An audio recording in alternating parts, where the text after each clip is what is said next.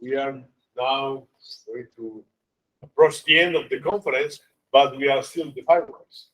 So, Ugo, you have the floor. Before giving a few biographical details, let me say that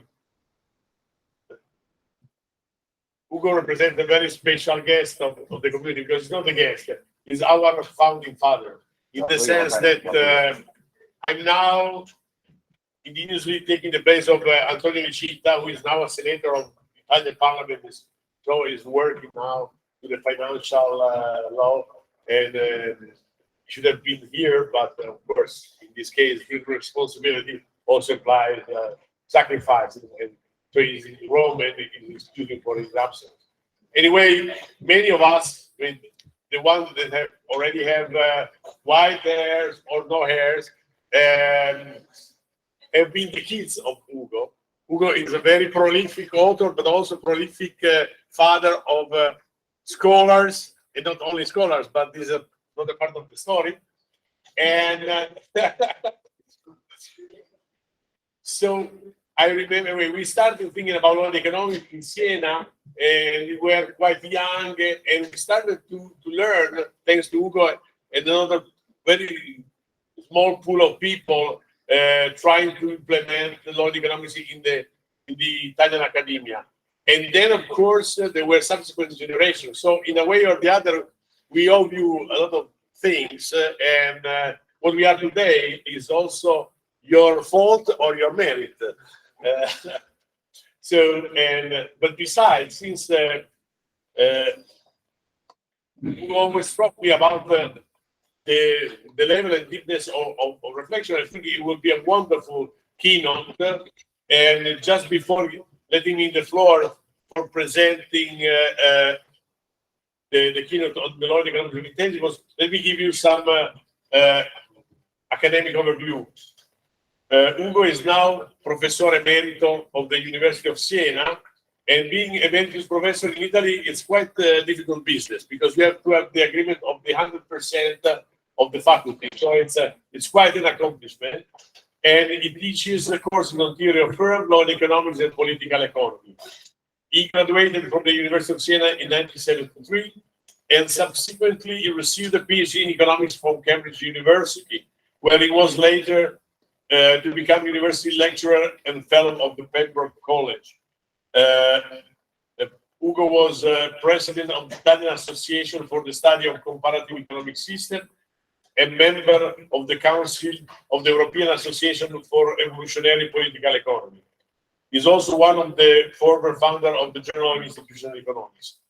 In 1997, he was awarded the Keck Prize for the essay Transition and Specialization of the Japanese Model by the European Association for Evolutionary Political Economy. He has an extensive array of papers and topics in many areas of economics, but especially in evolutionary economics, institutional economics, and law and economics. He has been deeply involved in the debate concerning the economic crisis started in 2007, and he has advanced the hypothesis that some of the roots of the crisis are to be found in the institution of knowledge economy, in particular the TRIPS agreement, trade-related intellectual property rights agreement, which have substantially increased the cost of investments. According to this interpretation, the possible remedies to the crisis should not only focus on monetary policy, financial regulation, or even on standard Keynesian policy, but should be coupled with policy that decrease the level of intellectual monopolization of the economy. You have the floor.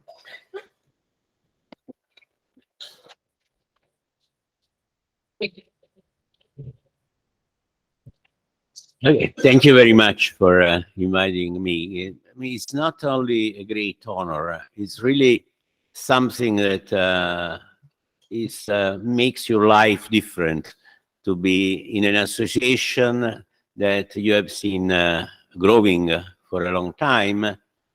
And also there is a belief that there should be some exchange between lawyers and economists was something that was worthwhile doing. when we started, it was not very clear that this enterprise could be successful. And to see that there are so many of you and so many young people is really something that makes me very, very happy, I must say. Now, let's immediately start with something that you have mentioned, that one thing that has a bit obsessed me can be summarized by this figure, what I could call the great metamorphosis. What is the great metamorphosis? If you take the top 500 standard poor firms, non-financial firms, intangibles were the 38% in 1982. They became 62% in 1992, and they became 84% in 1999. So this is a big change. It's a different model of capitalism, if you like, because we used to think of capital as buildings, as machines, and so on. And now, when you take the most important firms, intangibles become the big part of capital. So it's a different type of situation. And now this issue is becoming fairly popular. But I think with an interpretation that is very different from the one that I have tried to give in my work. And well, there are some similarities because what is emphasized again, that there is this big growth of intangibles. And the main idea is that institutions have not been adjusted to this change. And because of this, we face some problems, including some form of secular stagnation and a big crisis. So there are many contributions. The most popular one are by Haskell and Westlake, and their view is that property protection and institution are struggling to adapt, and this failure to adapt is the reason why we are in this situation. Now, of course, I do not deny at all that there have been big technological changes that made the use of intangibles much more intensive than it was in the past. But what I argue is that the boom of intangible was really also the result of extending the sphere of private property. The exclusive right to use, for instance, a certain knowledge is an intangible asset which exists in the realm of law and has important economic consequence. So we also created a lot of intangibles because what were considered to be just, if you like, monopolies, have become intellectual property rights. These intellectual property rights have become very important and are a very important form of intangibles. And because of these changes in the institutions, we have also had a big boom of intangibles. Now, to understand these issues, I think that we have to go back to some fundamental issues, including which one is the nature of private property. And I start with John Stuart Mill, because according to John Stuart Mill, basically liberty is a fundamental thing. And of course, property rights can be seen as some form of extension of liberty, so that you do not have only liberty on yourself and on your body and your mind, but also on some resources on which you are sovereign. So property extends the sphere of sovereignty to some resources which the individual can use and exchange. Now, according to Mill, this liberty is not something that is naturally given, is the outcome of a very long process. I read this quotation from Mill: the only part of the conduct of anyone for which he is unable to society is that which concerns others. In the part which merely concerns himself, his independence is of right absolute. Over himself, over his body and mind, the individual is sovereign. So we can see that there is this idea of extending this sovereignty also to some resources and giving some liberty to use them. Now, what Mill did was to try to understand which one were the limitations of this liberty. So he made a division in 3 types of liberties. He was saying that we should have complete liberty of unexpressed opinions. So what you were thinking in your mind is something that was your own business. And even if somebody was exposed to this liberty because he did not like what you were thinking, you should have this liberty also because to check what you were thinking would have been a violation of your privacy. And also he argued, second type of liberty that we may call L2, the liberty of expressed opinions, not instigating harmful action. And if we have 2 individuals, then Beatrix may say something that Adrian does not like. He suffers a lot. But according to Mill, as long as you are not instigating harmful actions, this liberty should be given, because it's out of this exchange and this debate that we make improvement in all spheres of science, knowledge, policy, and so on. And by contrast, if we take the liberty of expressed opinion instigating harmful action, then of course, Adrian has a right to stop Beatrix, and Beatrix has not this type of liberty. Now, we can take these liberties and we can put it in this framework. And I must say that I have always believed, since we started working on one way of marrying law and economics, that these relations between rights, duties, exposure, liberties that come from Ophel and that are very popular among legal scholars are something that should not be only popular among legal scholars. They express constraints that are also very useful for economics, but at the same time, and we will see it better later at the end, we should think that these relations are not simply logical relations, matching the rights of somebody with the duties of somebody else is a complicated enterprise. And there can be a lot of mismatch. Mismatch is always part not only of society, but it's also part of the legal process itself. This is something that somehow should be accepted. So if you take this framework, you can see that in Mill's idea, Beatrix has got 2 liberties that are L1 and L2. Liberties will always be in green.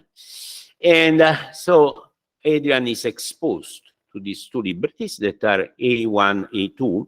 In parentheses, I'm putting privilege and no right because the original formulation by Ophel was in this terminology. These other terminologies was due then later to commons.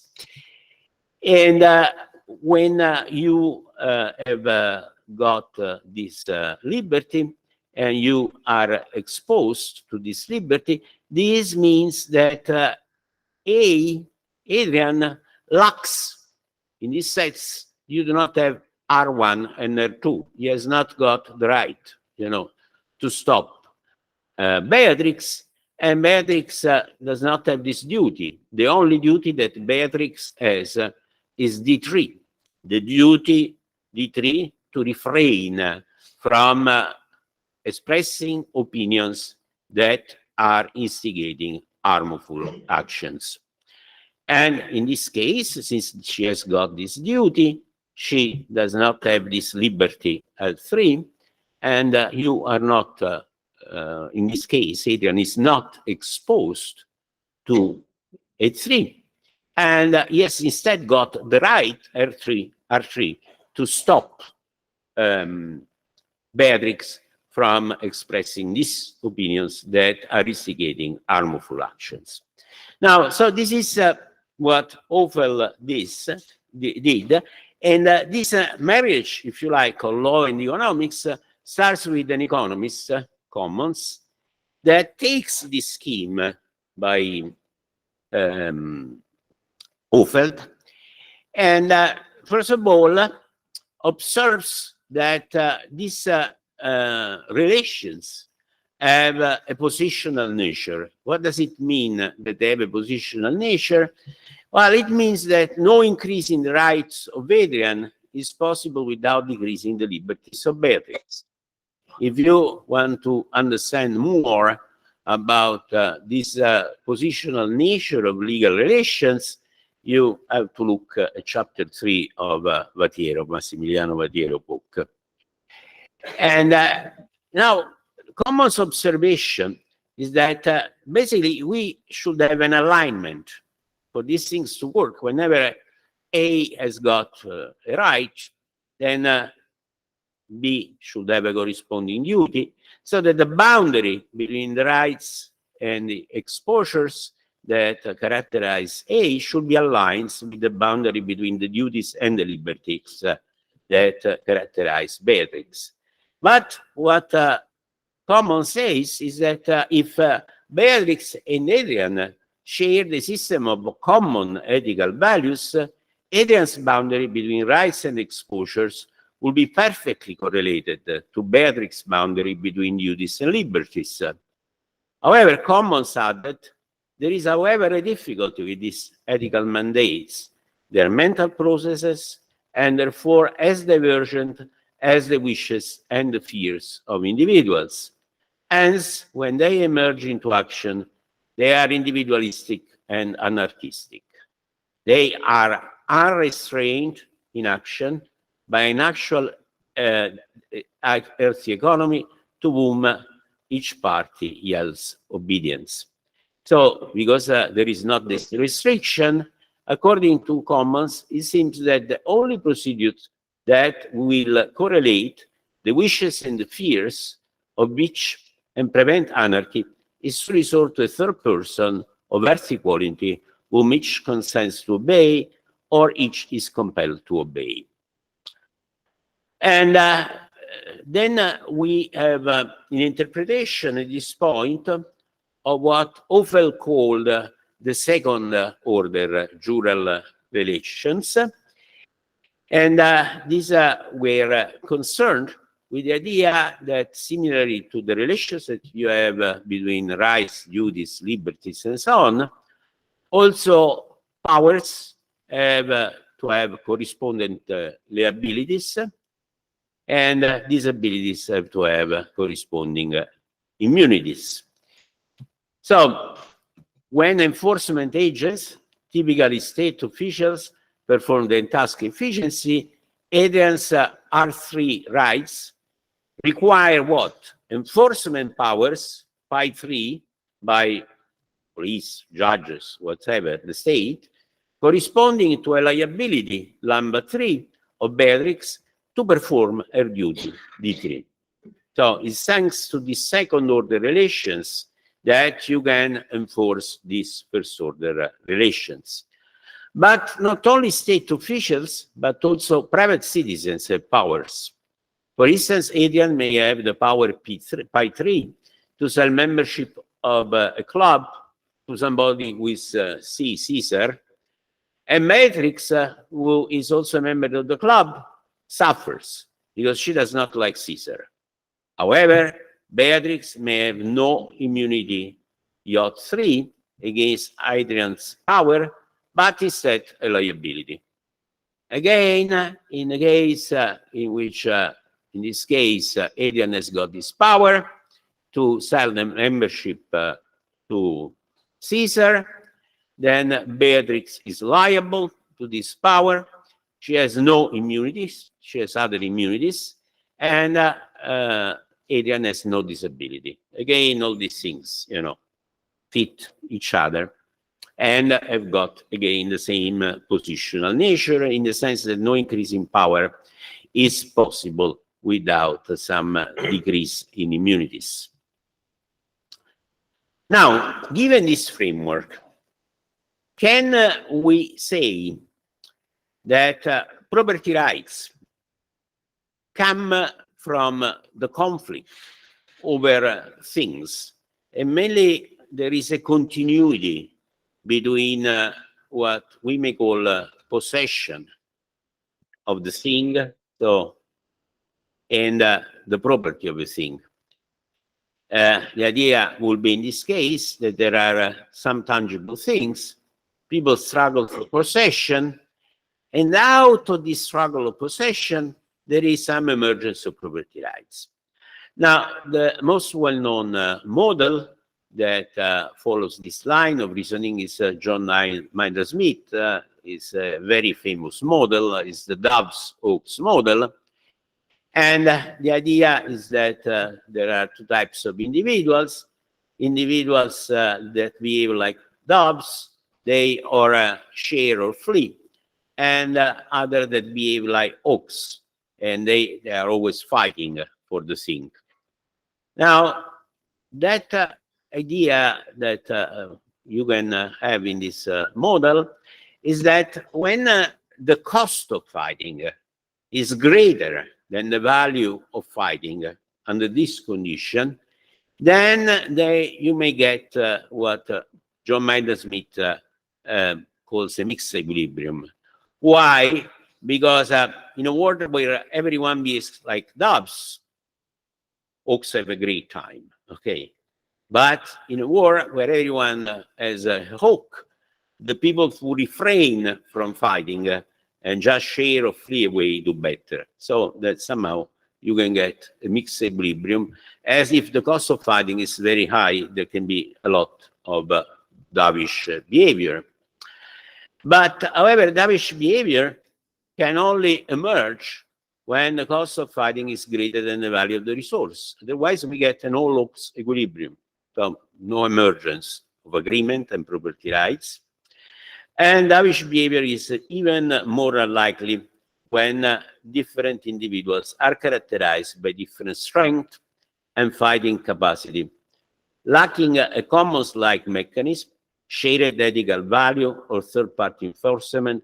The reciprocity required for the respect of property rights is unlikely to emerge. So this line of thinking is not something that is very reliable. Which one is a more reliable one? Well, some that in a way is inverting the argument. We assume that in the primary rules, in some primary state of society, there is already some degree of empathy and reciprocity. And because of this empathy and reciprocity, there is community enforcement of some rules and property rights. And because of that, you can get uncontested possession. So it's a process that is really inverting the line of argument that we saw before. Now, how can then we justify these primary rules? Now, there are some ways to do that. One is the way that I've been following for some time, which is the idea of sexual selection, that are the peculiar games in sexual relations that we have as humans that start giving you this type of reciprocity. And then this basically, once you start having some rules and you start getting some quasi-monogamy, this can also be applied two things. Or others I followed a different line of explanation. And the idea is that there are humans, because they have a culture, they can be more differentiated into groups. They can be cultural evolution. The groups that develop the reciprocal relations and this reciprocity fare better than the other groups. And because of that, what happens is that in the end, you have the empathy and reciprocity that can give you some respect for the property of others. So it's a different type of line. But anyway, whatever are the difference among these approaches, the primary rules from which you think that the respect for property may evolve is different. It's not simply a struggle for possession. Now, what is private property?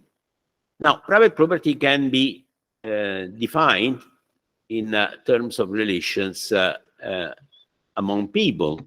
The fact that private property is something that, as legal scholars say, that applies erga omnes, is vis-a-vis everyone, may give the false impression that it's a relation between a person and a thing.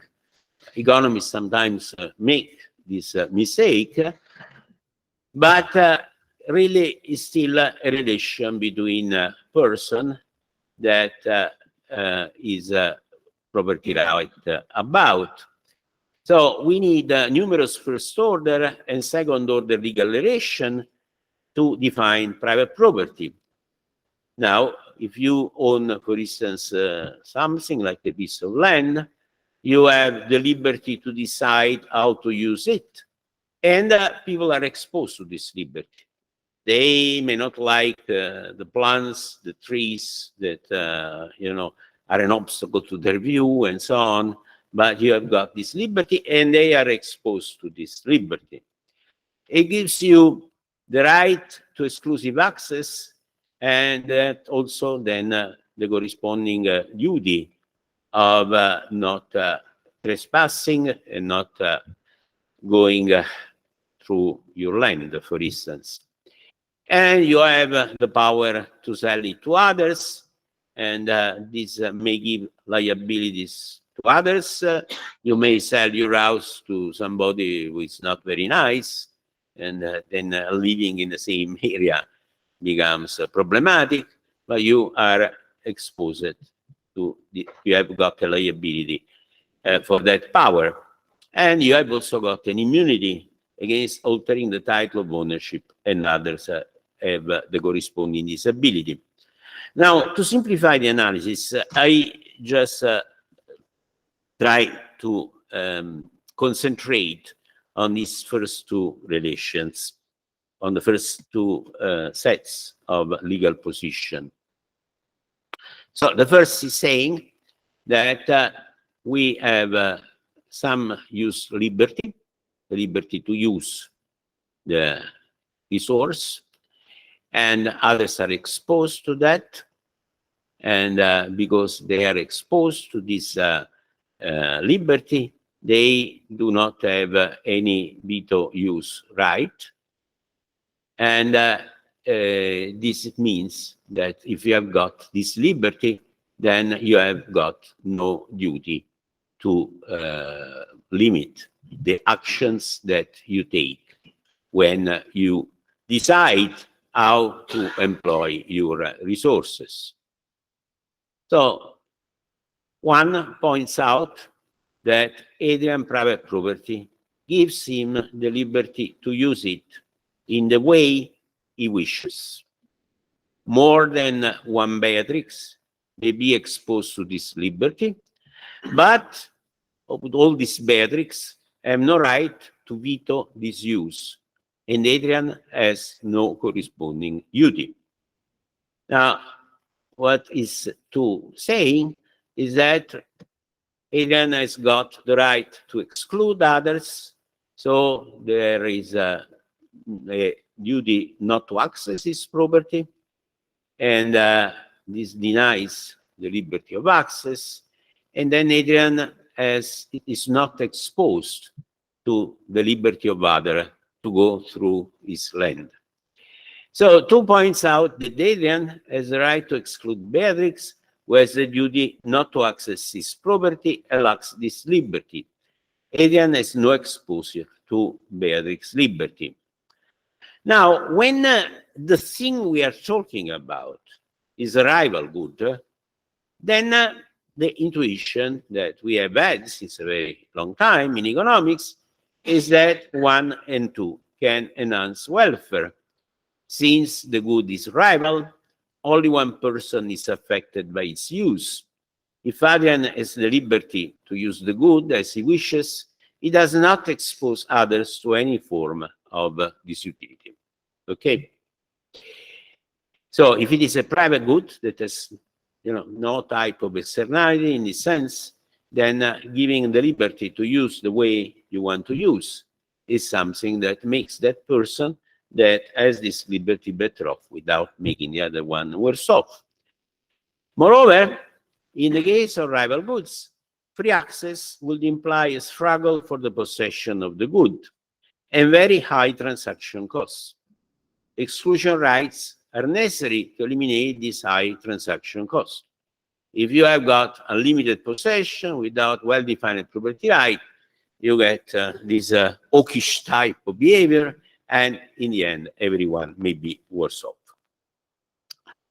The situation changes for the case of non-rival goods. Now, for non-rival goods, now simultaneous possession is possible. We can all possess the same knowledge. And by contrast, we have that individual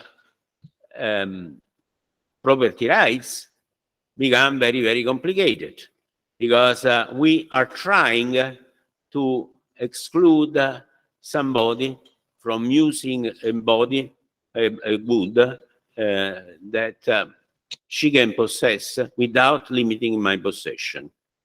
And of course, this is quite complicated.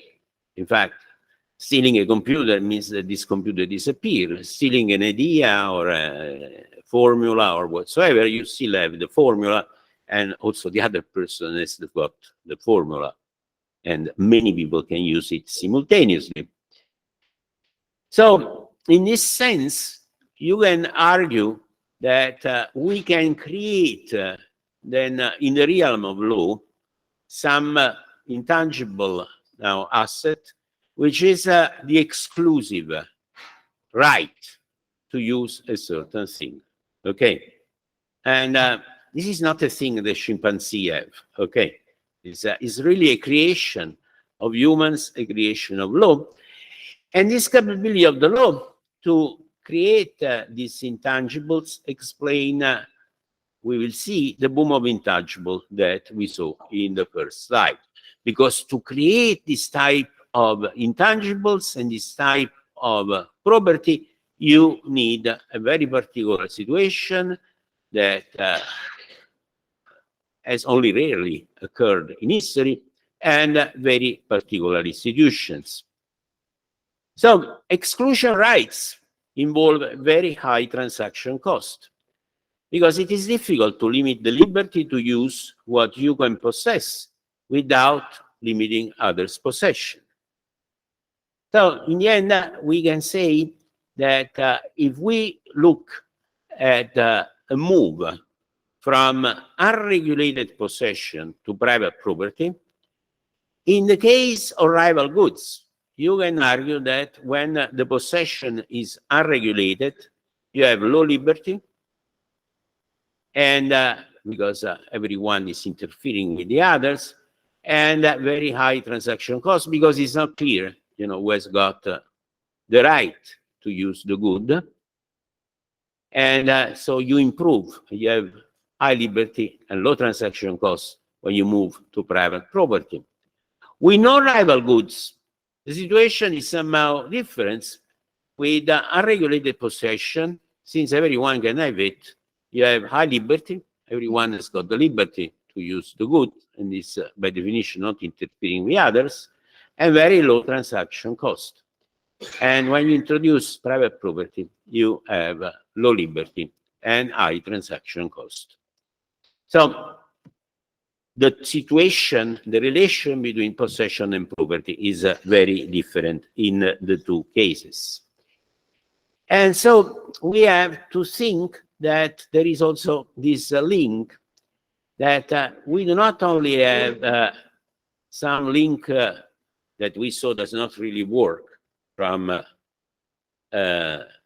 tangible things through possession to private property, and then from private property to limited possession.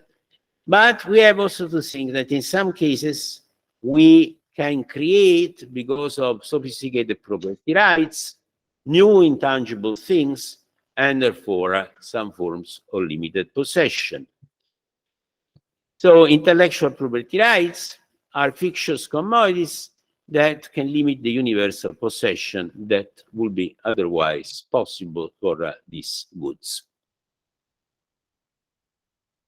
Now, all this up to now has been done just by pointing out that there is this equilibrium between rights, liberties, that it is costly to make them equal, that creating property rights is a costly activity.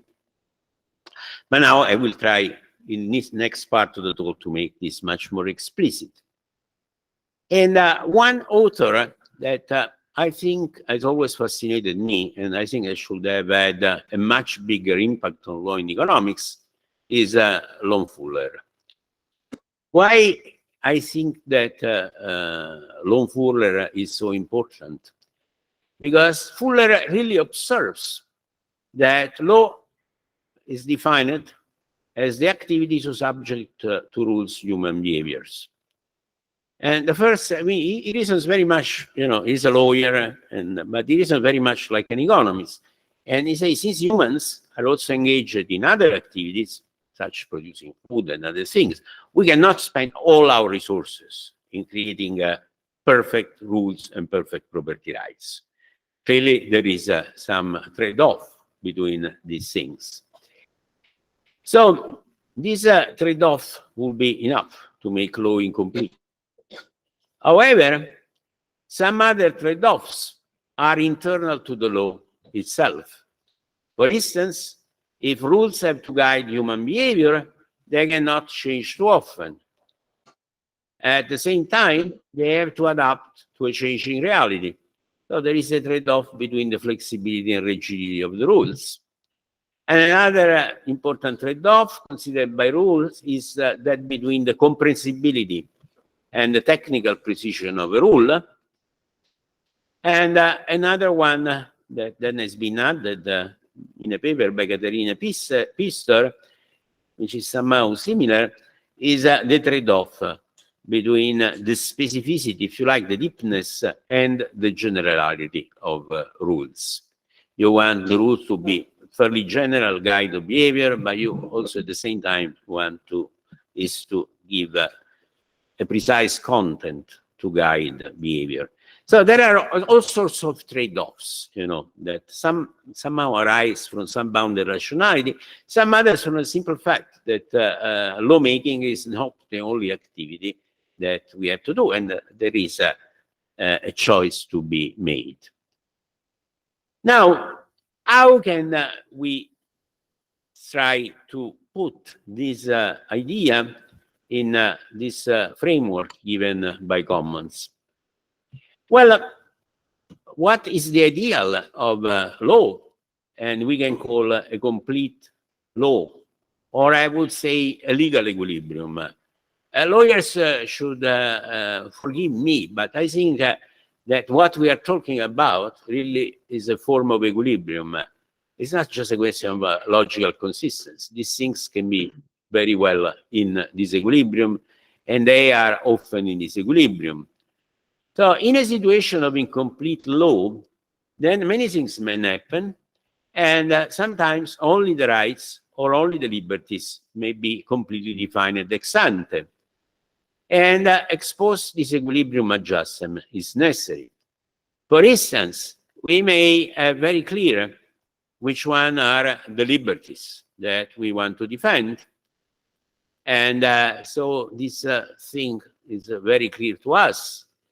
But how then the corresponding exposure rights should adjust is still in black and not very well defined. Or we may have that we have a clear idea of which one should be the rights, but then there should be some corresponding adjustments of duties and liberties. Sorry. And we, in fact, have, if we think of Mill, this idea that you will give this liberty to say things that were nasty but not harmful to be a liberty, and people should be exposed to that. Well, it requires a lot of adjustment. Then in some cases, of course, people can sue you in court for what you say. So there are limits to that, even if you are not instigating harmful action. And also our Senatore has been working quite a lot, Antonio Nishida is actually a very nice book, on the fact that this may conflict with the right not to be disinformed. So the liberty to put a lot of fake news, you know, can be quite, should be limited somehow and sometimes sanctioned. And also you can think of a case in which you think that the default option, the ex-ante are ex-ante defining rights. And in this case, for instance, we have what has happened with the land enclosure. That was not only challenged by the struggles of the peasants, of the commoners, but also very much in court for a very long time. So in both cases, the ex-ante defined legal position mattered and influenced the legal equilibrium. But the case that I believe is more interesting, and I now go back to the issue of intangibles, and this is really the link. We really need to talk very much about legal disequilibrium if we want to understand what has happened to intangible, is the case of working knowledge. Why? Well, we have a marvelous book, I think, by Catherine Fisk, and which we may say that is an history of the knowledge struggle. I quote, in enforcing contract first, only if they were expressed and later by recognized such contracts as implying to maintain secrecy of the employer methods, courts created a new species of intellectual property at the expense of older notions of artisanal independence. This was undoubtedly a case of creative destruction of one form of economic privilege to create another, the corporate intellectual property. And the book is very nice because she divides she examines a lot of court cases, and she divides this, the history of capitalism in different periods. At the beginning, from really the Industrial Revolution to 1860, skilled workers had no fiduciary responsibility. The idea was that it was was a bad thing linked to feudal corporation. The idea that an employer could say that you could not use what you had learned in one firm in some other firm, okay? That this secrecy was typical of guilds, should be abolished. And so each time that employers were saying, well, this worker has learned something here and then gone to another employer, and this is bad, he's stealing my idea, courts for a long time were saying no, okay? There is a conflict between the liberty of the worker to move and to use his knowledge and the type of property right on knowledge. that you are trying to claim. So this has been the first period. Then from 1860 to 1890, there was a development of trade secrets as an obligation of employment and the use of contracts to control knowledge. Basically, you would write in the contract that you would not use that knowledge somewhere else. This started being allowed.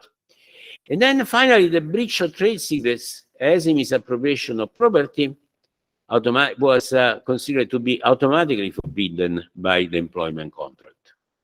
So basically, if you were working with somebody and you were carrying something that was a secret, you know, that you have learned in some firm, that was forbidden by the employment contract.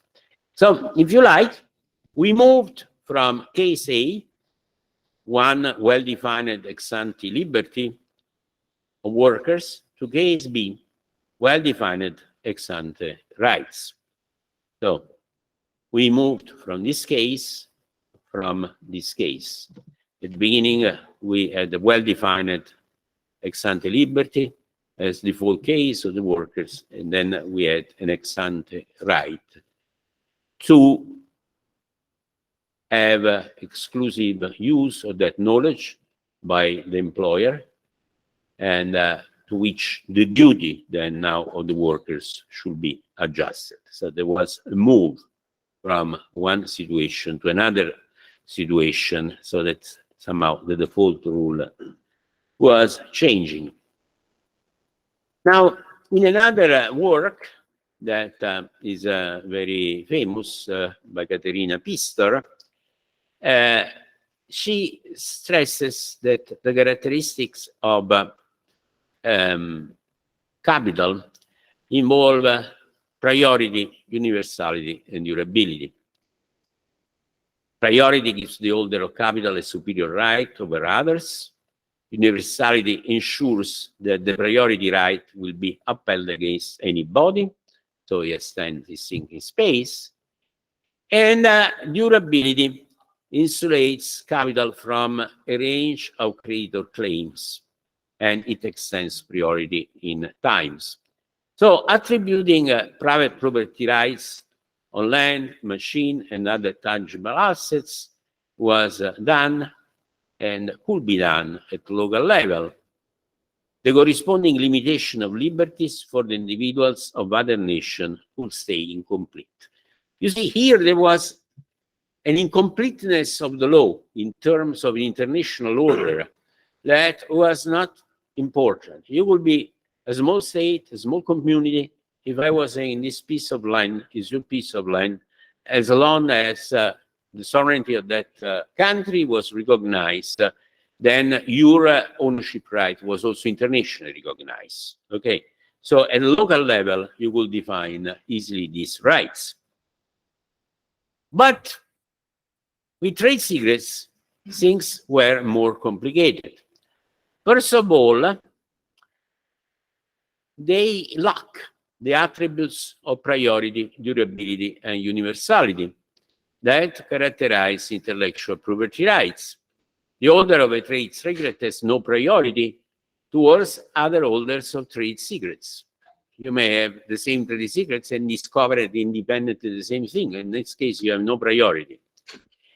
And if somebody discloses it, it's not a secret anymore. The right to enforce trade secret is not universal. It holds only against individuals who got the knowledge from the person who developed the technology. Trade secrets also are not durable. They can expire at any moment in time when the technology is available in the public space. Trade secrets could not effectively be enforced at local level.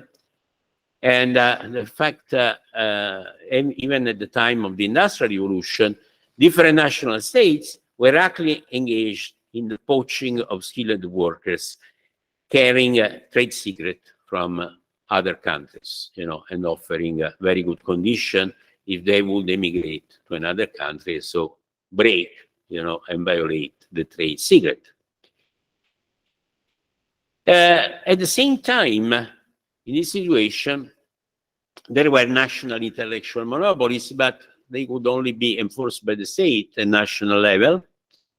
And then the task of national states was something that is very well known to economists, because basically with this monopoly, you should balance two things: the possible beneficial incentive of patents on investment with some problems that monopoly has. High prices, especially when the cost of waiting for the product is very high, blockage of innovative investment, requiring that knowledge, and the danger of patent trolls. So patents that are directly done, to block competition, not because you want to use it, So there is, so like trade secrets, intellectual property rights could not effectively be enforced at local level. Moreover, and unlike land or machines, which stay in one place, knowledge is no rival good, which can be used everywhere in the world. So erga omnes property rights on knowledge have to be unified and enforced at global level, and not simply at national level. Perhaps I am putting it in a too strong way. Of course, a strong state that had a lot of retaliatory power against the other could enforce somehow intellectual property rights. In fact, the Bayh-Dole Act in the United States is 1980, and gave, immediately, this right to organizations to have intellectual property rights vis-a-vis employees, but also vis-a-vis to funding agencies. So it was a very important move. But certainly, the full-blown intellectual property rights required some international arrangement. And so this was the most important aspect, if you like, of globalization. And the situation, in fact, changed radically in the second half of the 90s. With the end of the Cold War, the lobbying of multinationals, that is very well described by a book of Susan Sell, made it possible the transformation of national monopolies into intellectual property rights. The institution of globalization, the WTO, the World Trade Organization, then next the trade-related property rights, the TRIPS agreement, transformed national monopolies into intellectual property rights, whose global enforcement was claimed to be a necessary condition for international trade. Observe that there was a big change, because monopoly was a policy decision before that. And the moment that we moved from the issue of industrial policy to a condition for international trade, we put ourselves in a straitjacket, okay? And with this, the TRIPS agreement, monopoly privileges became erga omnes. They also changed name. They became intellectual property rights, not anymore monopoly. And they became much more difficult to modify than ordinary rights. For instance, while national authorities could expropriate a house to make a road, which is a quite common thing. It may be a very nice house, but you have to make the road, because and you have to expropriate the house and destroy the house. Now, you will not easily do the same thing with the patent, even when this hindered ends such as public health, or it blocked important innovation. And this is really a paradox, because after all, expropriated houses are usually destroyed. Expropriating knowledge is simply tantamount to sharing it. So, how can we summarize what has happened? Well, if we live in a world, we can really well define rights and liberties, we could have perhaps complete contracts on well-defined research projects. But in a world of incomplete law, then we moved from a situation of free academic research with rewards given to open science and arsenal independence to a situation where not these ex-ante liberties were defined, but what was defined were the ex-ante property rights, and the other things had to adjust. So there was this type of movement. I observe that there can be situations where you cannot define for research the rights and the liberties. You need a lot of exchange, and the problem is that these rights may limit the form of cooperative exchange. Now, which one have been the effect of these things? Now, the issue of knowledge is quite complex for this intangible, because their distribution can be much more egalitarian. Everyone can use the same knowledge. However, while the privatization of a machine does not restrict the liberty of others to use an identical machine, the so-called privatization of knowledge forbids the use of an identical piece of knowledge, causing increasing inequality. So the increase of inequality that is given by what is called the enclosure of knowledge is, of course, greater than the increase in inequality that was due to the enclosure of land. And I think that, okay, this gives a better explanation of Piketty, but I don't want to do it for time reasons. And it has also has some implication in terms of inequality. Basically, what we saw was a monopolization in the value chains of the beginning of the value chain, where you design the product, so you patent it, and the last part when you sell it with the trademark. So that, and in between, production was in more competitive situations. And you had low wages and firms inequality in core countries. There is a nice paper by Song and others on the Quarterly Journal of Economics, which shows how all the increase in inequality only in the US is an increase in inequality among firms, not within firms. Okay, because basically within firms, if you are in Apple, you know, there is not much differential. Everyone is fairly well paid. But some people who used to be in Apple, one who clean or others, or the one who produce, are out of it. So you create a lot of inequality among firms.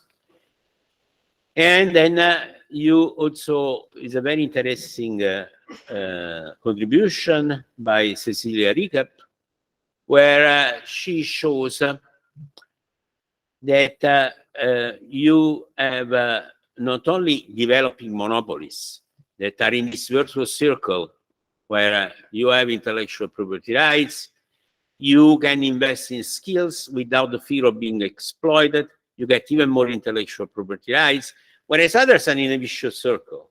Okay, they lack the property rights, and because of that, they do not invest in skills and so on.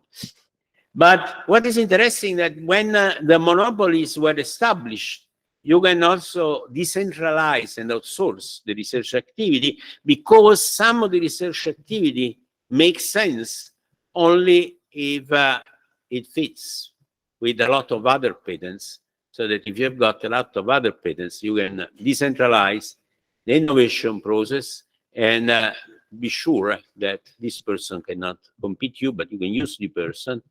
And this was, as Chang said a long time, Jun Chang, a long time ago, this was kicking away the ladder for some developing countries. So the effect of inequality have been fairly remarkable. The second consequence has certainly been financialization. Now, why financialization is related to the growth of intangibles? Well, because in the end, the economy, we talk about secular stagnation, has not been growing much, but finance has been growing a lot. And the issue is that on these new property rights, on these monopoly rights, you could have a lot of financial claims. So in a way, intangibles on one end, and this type of intellectual property rights are basically two sides of the same balance sheet. And so we have an enormous increase in financial wealth. And let me add that also the type of finance changed quite a lot with these intangibles. Why? Because they are very difficult to evaluate. They are not as good as collateral from this point of view as a house or a machine. And for this reason, you tend to have more equity capital than banking capital. So there has been also a change in the type of finance, but also a growth in spite of that. And finally, the third effect has been stagnation. Why? Because there are really two effects that you have when you reinforce intellectual property rights. The first effect is immediate. It's the famous incentive effect. You know that you are getting rewarded for innovation because you will have a monopoly right, so you invest more. The second is a medium and long-term effect. The more, the territory gets colonized, the more risky it becomes to make an innovation because you will have to bargain with a lot of other guys. And so blocking effects, anti-common strategies, patent trolls, and so on, and secrecy then inhibit innovating investments. So deterministic explanation, they say we have seen the growth of intangibles. Institutions are not adequate, and this is why we get long run or secular stagnation. I think that are somehow problematic because they only explain the stagnation that we have had in the last decades, but they do not explain the boom that you had when you first introduced intellectual property rights. Now, I conclude with two other slides that are policy proposals and one methodological recommendation. Now, one policy is to change language. I really don't like the language of property for intellectual property rights. It would be much better to go back to intellectual monopoly, recognizing that in some cases, some degree of intellectual monopoly may be within certain limits a good thing, but it's using that language and not to make it similar to the property on a house or something like this is very, very important. By the way, this linguistic innovation is a very recent one, okay? You do not have any trace in the 50s, of this term intellectual property rights, okay? Fund more access knowledge and create more access markets. Now, there is an important lesson to be learned, that there is a complementarity between investments that we make in the public sphere, where everyone can access the knowledge, and then the degree of competition that we can have. When the knowledge is available to everyone, you can get much more competition. So try to have more competitive markets, and because then you lack the incentive to develop the knowledge, have more intervention in making the knowledge available. Propose WTO rules against free riding on the human knowledge common. Because now what is happening? Now, for each country, the ideal thing is to have some military secret then give it to its own firms and basically patent everything and contribute very little to open science, trying to exploit the open science of other countries. But this is the classic free riding problem. When everyone is doing that, everyone is worse off. So we should say that there should be some threshold that must be, you cannot go below 3% in investment in open science. Why? Because otherwise this is unfair competition. You are trying to use the knowledge provided by others without contributing that. And I think that it's the WTO itself that should enforce this rule, because it's in fact also a rule about having fair competition. Create an international court for the expropriation of basic privatized knowledge.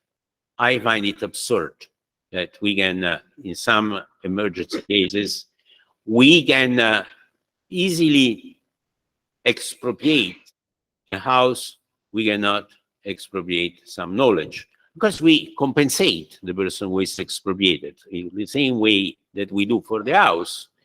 So, but in some cases, it's very important to do so. And the case of vaccines has been a shame. The fact that the WTO will not agree in it's a shame for the European Union, because even the US were in favor of that for the India-South Africa proposal. But it happens that the European Union has got one single vote under the instruction of von der Leyen, one single voice and 26 votes. So it has got an enormous blocking power in the WTO, and it was used. Have global missions based on global knowledge commons. And this may be the green transition, maybe fighting cancer and all sorts of projects for medicines and so on. And then the last two are in blue, because they contain a methodological thing.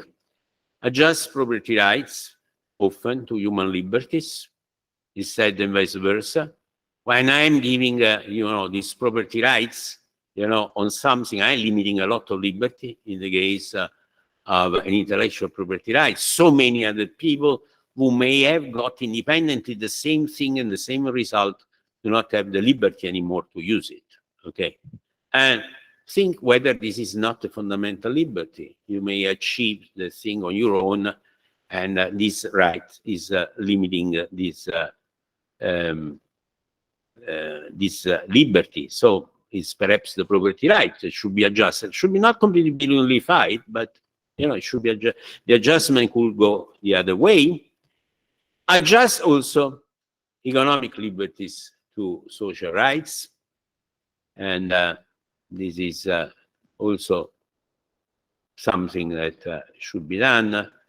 And in many cases, these intellectual properties rights imply a lot of inequality, and this is something that we should try to limit.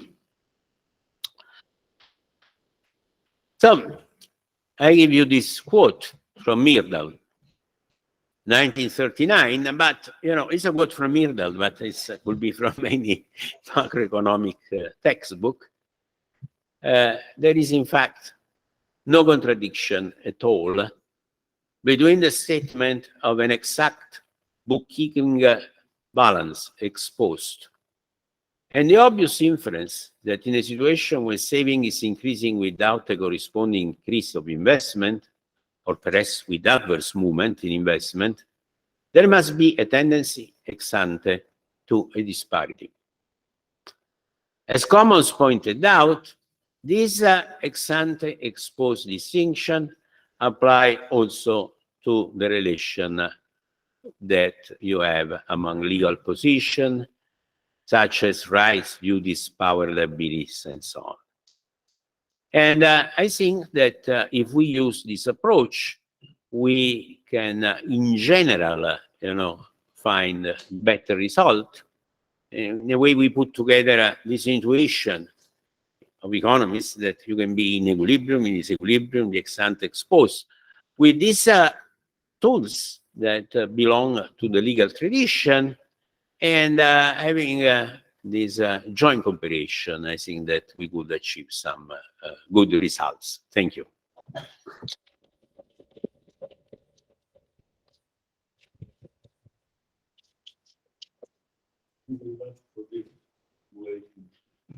Thank you. Yes. Is there any question?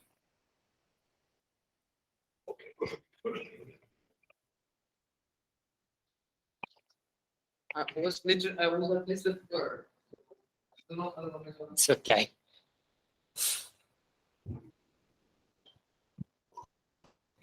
Thank you very much, Ugo. Very illuminating perspective on our times. Also, I had a question which does not specifically relate to knowledge, but I was thinking when I saw your slide in which you compared rival goods with non-rival goods, about an issue that we have debated with some scholars in the last months, which regards the possibility of a good being first non-rival, and then because it is subject to congestion, becoming rival.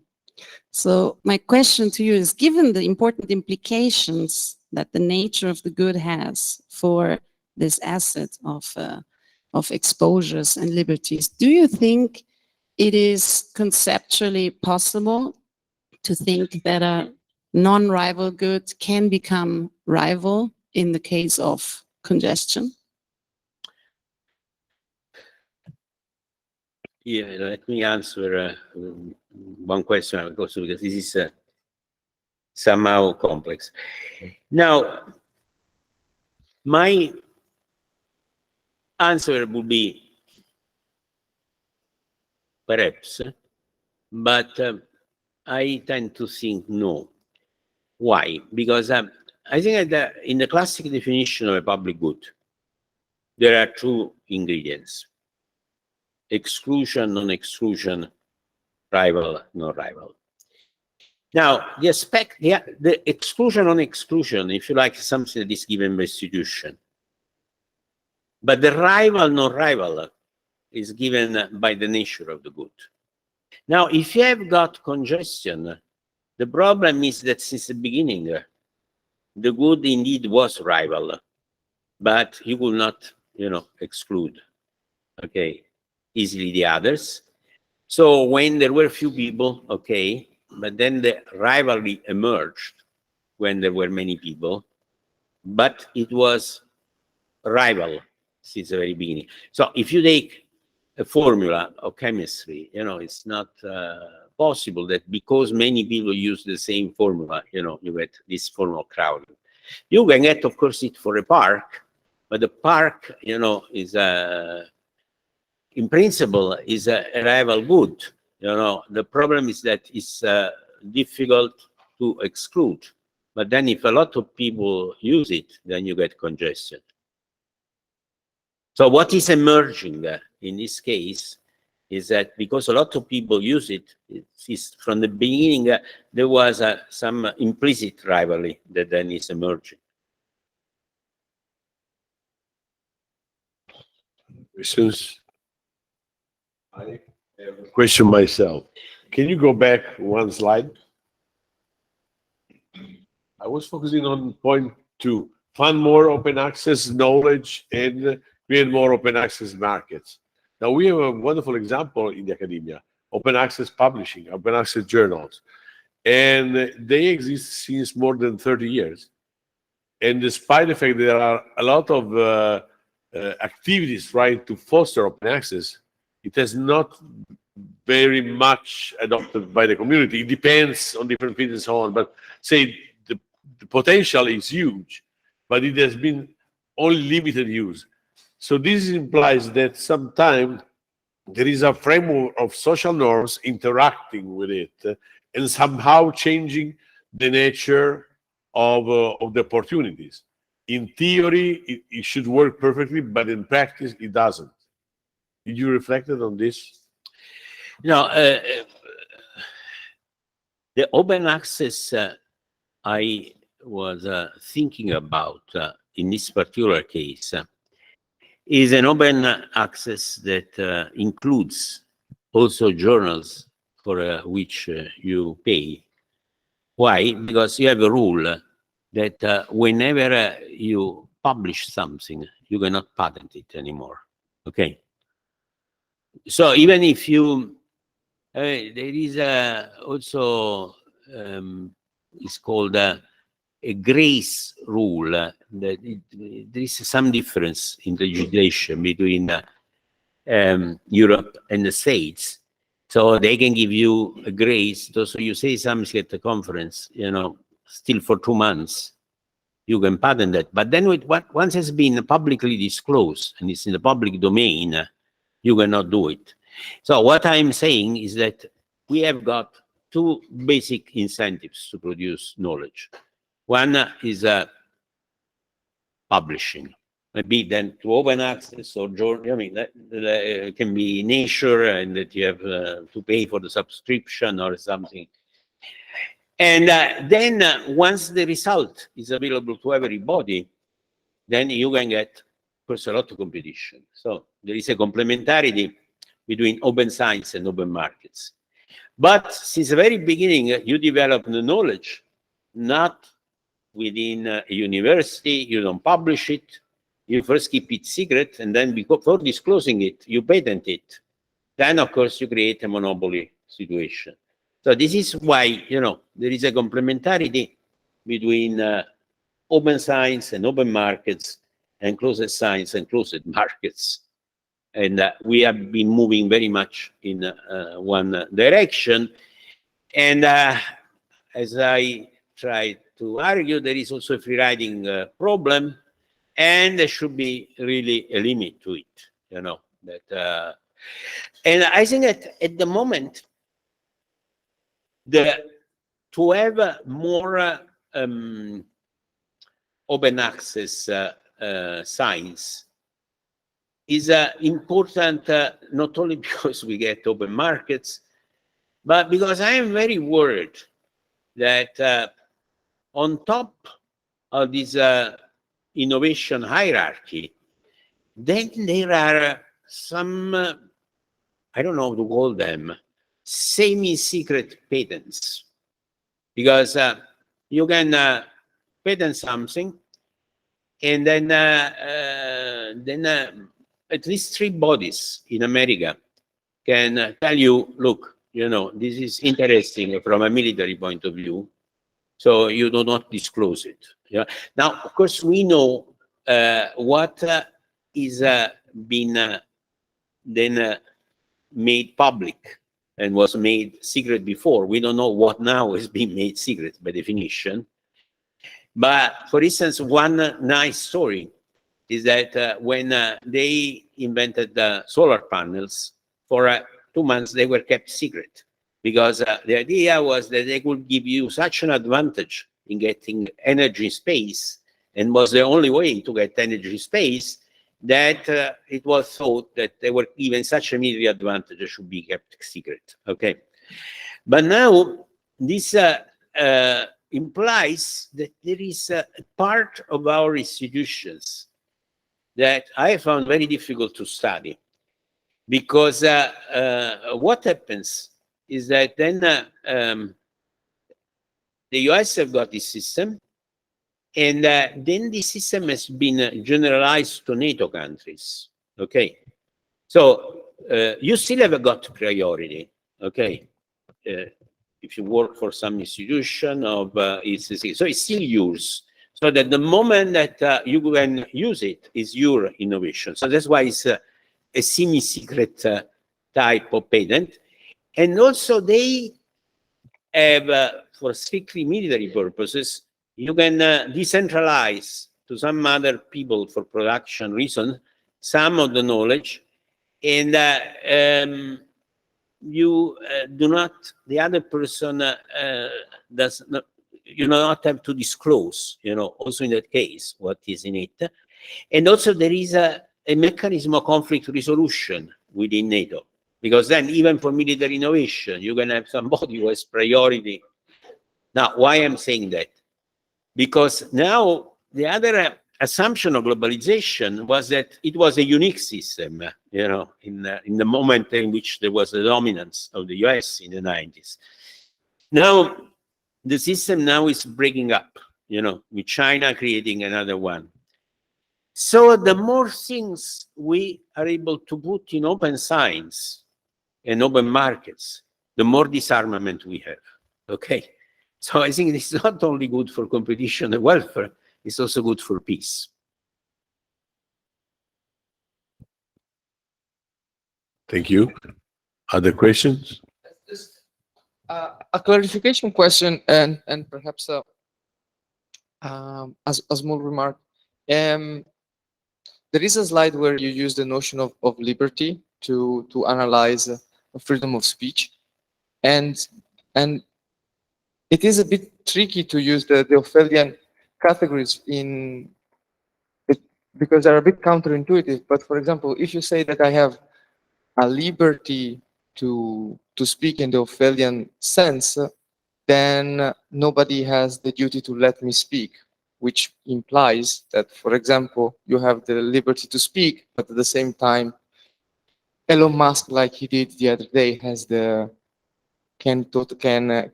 exclude you from the platform. So, am I getting something wrong? If you have got the liberty to speak, yeah, the other are exposed to this liberty, okay? Which means they have no right to stop you, and you have no duty to stop. But then this implies that you have also in the Orwellian sense, they have the duty to let you speak in what you're saying, which is not the liberty. No, since you have got the liberty, you do not have the duty to shut up. And but they can. But this is the thing. They do not have the duty not to shut you up. No, and in fact, exposure is a problem because you can get conflicting exposures. That is always the problem about exposures. But that is we can. Yeah, I am exposed to your liberty, and I say bad words to you. You say bad words to me. This is the exposure can be reciprocal. And in the sense that we can speak one over the other, so there can be an exactly. externality in this sense. We are exposed to each other liberty, of course. But I would say, I'm saying something else, namely that the way I understand these categories, since they are small bricks and we then use them to construct broader, more complex legal relationships, the way in which we understand the freedom of speech is the liberty plus the right not to be stopped. So if you gag me, I can still have the liberty because we can speak over one another. You have no duty not to gag me, right? Yeah. You can argue it in this way. You see, another way in which another argument is that some people have said that in the case of the liberty to speak in an Orwellian framework, it should be here. It should be an immunity. Okay. And immunity is stronger because in the case, in fact, in some constitution, there is I found an article. In some constitution, it is a liberty, and in other ones, it's an immunity. If it is a liberty, this means that there is a power of state to limit it. If there is an immunity, it means that even the state cannot, has got a disability. So I think it will be more. What I found in the literature is that the issue is whether it's a liberty or it's an immunity. I think that in the US is an immunity, and in Britain is a liberty. That's what I remember. I would just add that one. So in favor of the legal community, in particular the legal theory community, this that we are now taking as a given, the Orwellian framework, is not the gospel, And there is a lot of very smart people who is currently working on it and is trying to simplify it and to make it work better. And this is actually one of the fields where of testing of the original Ophelia framework, because in particular this idea of the no rights and the relationship Yeah. between the liberty and the immunity. But I think that from this point of view, the first progress was made by commons, because exposure is much better. Liberty exposure is much better than privilege and no right. You know, you see, a lot of on the logical relations, a lot of things can be done, but then defending economies, I think that you should accept the idea that this can be disequilibrium there. Of course. Okay. Other questions? So, thank you very much.